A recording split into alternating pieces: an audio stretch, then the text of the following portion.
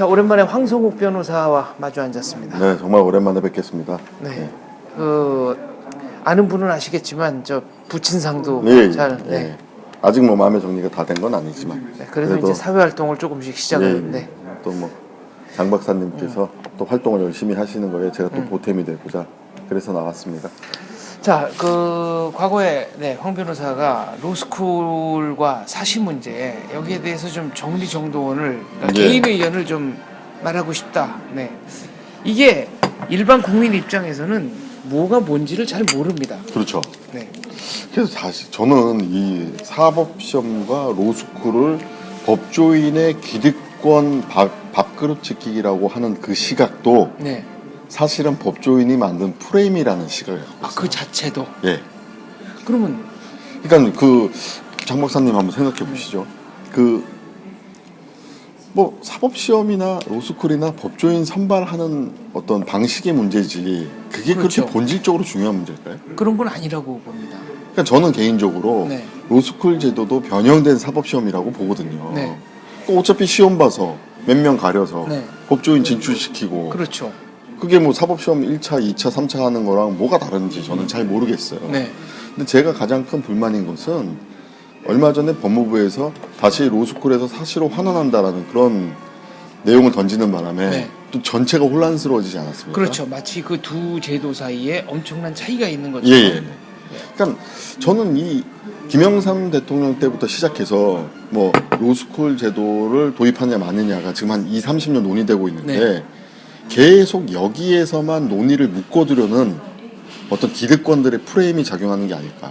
그럼 황 변호사가 생각하는 궁극적인 진화 방향은 뭡니까? 그러니까요. 제가 이제 항상 주장하는 네. 건데 국민들의 불만이 법조인 선발 과정에 불만이 있었던 분들은 사실은 별로 없었어요. 네.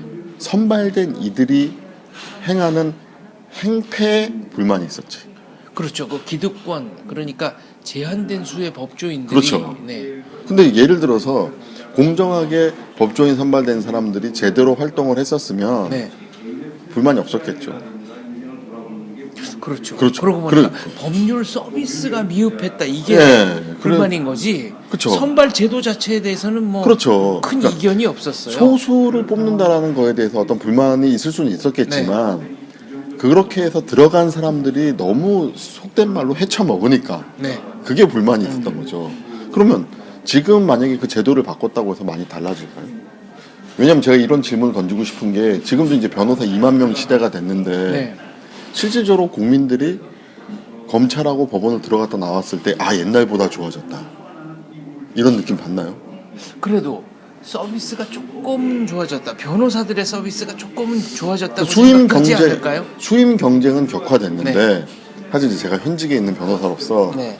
이게 참 묘합니다. 사람 심리가 500만 원짜리 사건이든 1000만 원짜리 사건이든 집중도는 똑같아요.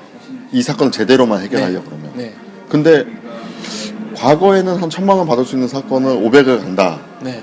그럼 자기도 모르게요. 뭔가 이게 네. 기회비용, 나머지 500만 원의 기회비용을 만회하기 위해서 또 영업하러 다닙니다. 그런 게 있군요. 그러니까 최선을 다하지 않는다라는 건 아니지만 뭔가 모르게 좀 미흡한. 그럼 또 제가 또 법조계에서 또 돌맞을 돌직구 하나 네. 던지자면 착수금 따먹기라는 용어가 있어요. 그건 뭡니까? 일단 의뢰인을 꼬셔서 네. 착수금만 받아놓고 네. 사건은 대충 지지부진 네. 질질 끌면서. 어차피 요즘엔 변호사 수가 많아서 네. 성공보수금 주는 의뢰인이 없다고 가정할 때 네. 그냥 착수금만 받고 대충 내가 면피할 정도로만 사건 진행하고 그게 뭐 그 남는 시간에 다시 사건을 따기 위해서 영업을 하는 게 낫다. 얘기가 잠깐 산으로 돌아갔는데요. 네. 어찌되었든 제가 하고자 싶은 말이기는 뭐냐면 지금 우리나라의 사법 시스템은 민사도 그렇고 형사도 그렇고 검찰과 법원이 중심이 돼서 모든 권력을 쥐고 있습니다. 네. 그러니까 이쪽 권력이 개선이 되거나 이쪽 영역이 뭐 어떤 변화가 있지 않은 상황에서 바깥에 있는 변호사를 아무리 늘려봐야 이게 근본적인 문제가 있다.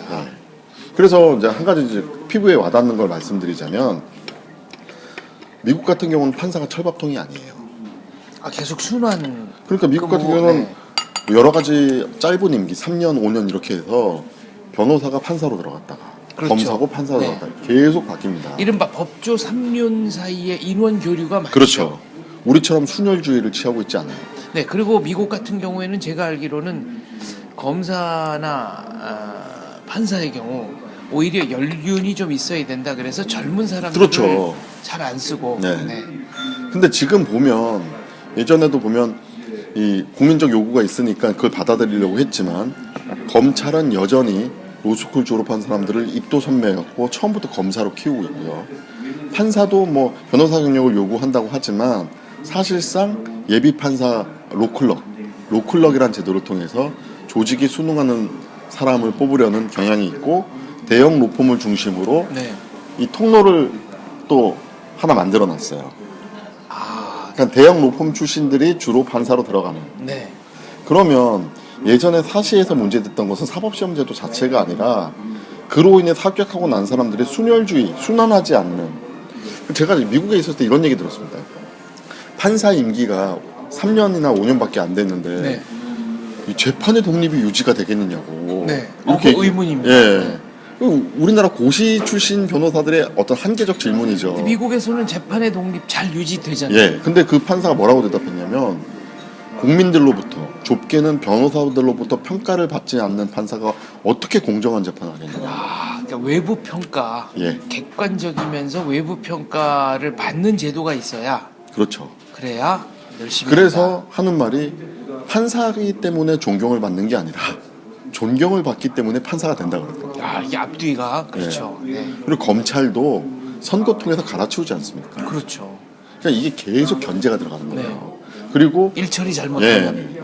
그리고 미국 법조인들은 판사나 나는 뭐 지금 변호사 중에서도 제조 출신, 판사 출신 변호사들은 정체성을 판사님으로 갖고 계세요. 네. 여기에서 저 전관예우 문제도 나오고요. 그러니까 검사장을 하다가 예. 변호사 한다. 예. 그러면 공식적으로는 변호사지만 본인의 아이덴티티는 여전히 검사입니다. 검찰의 예. 조직원이고 예. 판사도 판사하다 나오신 분들은 여전히 판사고. 그렇죠. 네. 그러니까 예를 들어서 이제 저 같은 강골 같은 인간이 판사나 검사로 들어가면 윗사람 눈치 보겠습니까? 안 보지. 네. 그렇게 순환이 되는 걸 싫어한다는 얘기예요. 이걸 순혈주의의 가장 큰 문제점인데, 근데 저는 이제 이런 게 바로 사법개혁이라고 보는 겁니다. 그러니까 어떤 전관예우라든지 뭐 이런 순혈주의, 그리고 어떤 막말 판사, 뭐 막말 수사, 강압 수사 이런 것들을 개선을 하는 노력을 포커스를 맞춰야 이게 사법개혁인데, 요거를 계속 이런 사법개혁의 문제제기가 될까봐 저는 계속 선발 제도에다가 논의를 묶어두기 위해서 왔다리 갔다리 하는 거죠. 막말 판사 얘기가 나왔으니까 네. 말인데 법정에서 진짜 늙으면 죽어야지. 뭐 그렇죠. 아니 말귀를 도대체 못 알아듣는 네. 겁니까?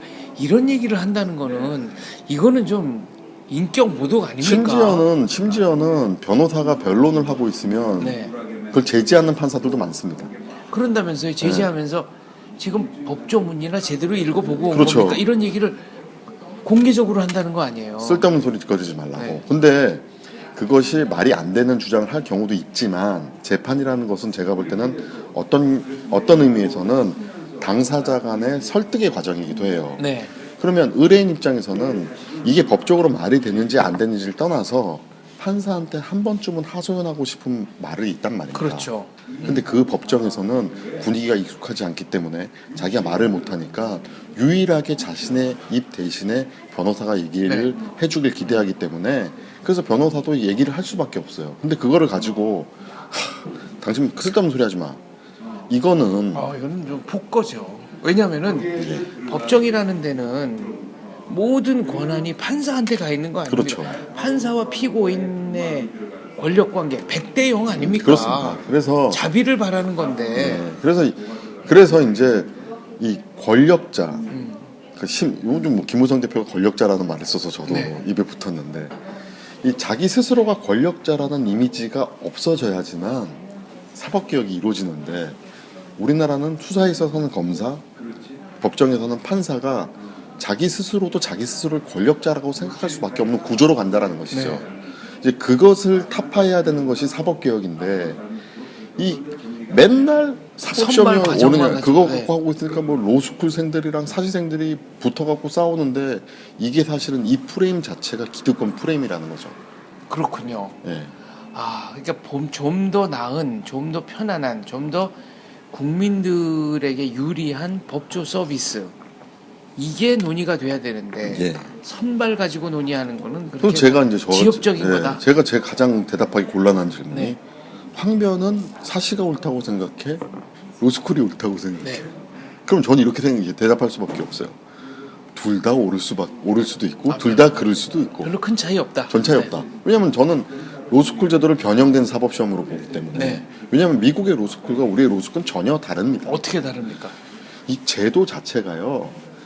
미국의 로스쿨은 사회, 역사, 문화, 정치, 경제에 다 얽혀가지고 버무려진 거에 나오는 로스쿨입니다. 그러니까 미국 서부에 가면요. UCLA나 USC 출신들만이 변호사로서 활동할 수 있어요. 아, 그 법규가 그런가요? 아니요. 관행이 그렇다는 거죠.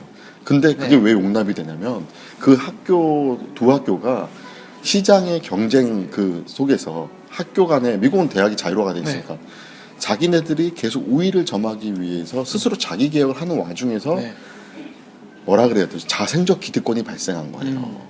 근데 이제 동부의 하버드 출신이 서부에 가서 제대로 활동 못 합니다. 네.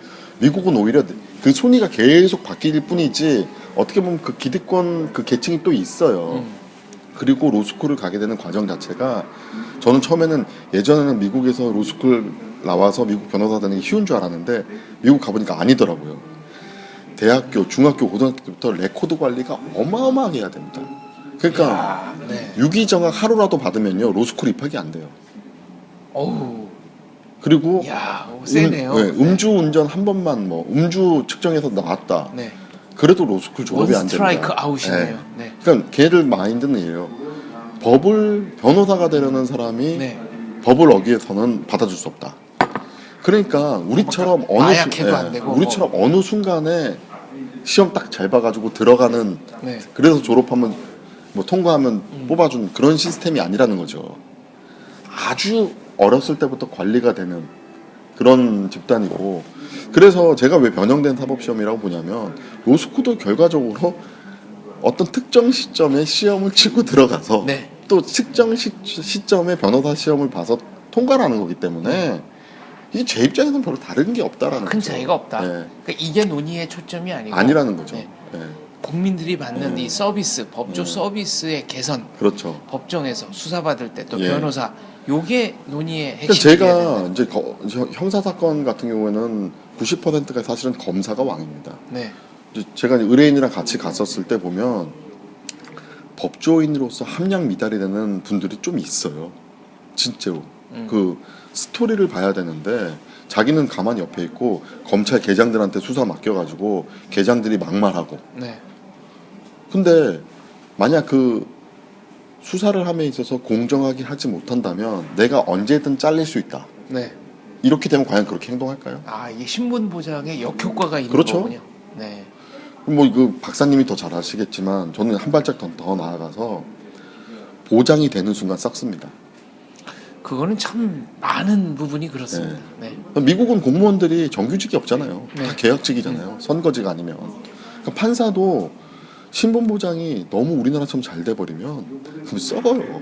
법정에서 독립적으로 소신 있게 판결을 하는 게 아니고 뭐랄까요, 좀 아니란 생각이 들 가능성이 있다. 어차피 이런 얘기군요. 그렇죠. 그러니까 이게 순환이 돼야지 뭐든지 세상 원리가 그렇지 않습니까? 순환이 돼야 안 썩죠. 그렇습니다. 역시 외부에서 자극을 받고. 그래서 제가 오늘 드리고 싶었던 말씀은 국민 여러분들이 선발 제도를 바꾸면 법조가 바뀐다라는 그 기득권적 프레임을 깨셔야 돼요. 이게 본질이 아니다. 이게 본질이 아니다. 결국 서비스를 개선하려면 또 다른 조치가 있어야 가장 근본적인 부분을 오히려 피하기 위해서 선발 과정의 문제점을 부각시키는 건 아닐까 하는 의문점을 한 번은 가져보시기 바랍니다. 알겠습니다. 그런 의문점을 가지고 세상 일을 바라보면 뭔가 안 보이던 게 보일 것 같습니다. 감사합니다. 고맙습니다.